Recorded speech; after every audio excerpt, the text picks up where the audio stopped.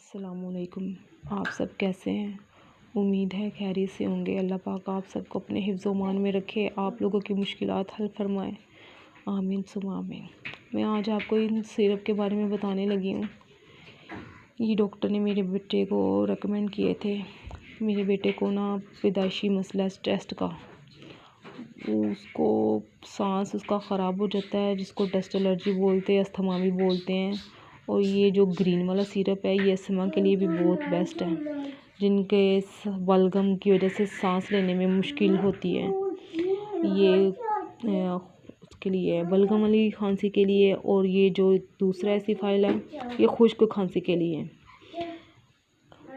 जब मेरे बेटे की तबीयत ख़राब होती है मैं तकरीबन 1 वीक देती हूँ। अल्हम्दुलिल्लाह अल्लाह पाक के फ़ज़ल से मेरा बेटा सेहतयाब हो जाता है। ये आप घर में रखें अपने बच्चों के लिए।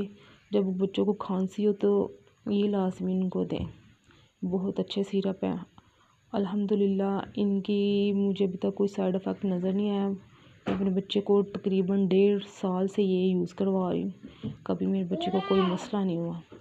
और अल्हम्दुलिल्लाह 1 वीक के अंदर मेरे बच्चे को काफ़ी फ़र्क पड़ जाता है खांसी वगैरह से। तो आपको बताने का मकसद ये है कि मैं किसी को बताऊं, चलो उनका भला हो जाए। मैं अपने बेटे को तो यूज़ करवाती हूँ, बहुत अच्छे हैं। आप भी अपने बच्चों के लिए ना इस तरह के घर में कोई सिरप रखा करें।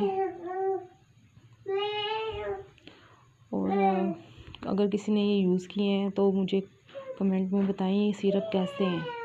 जज़ाकल्लाह।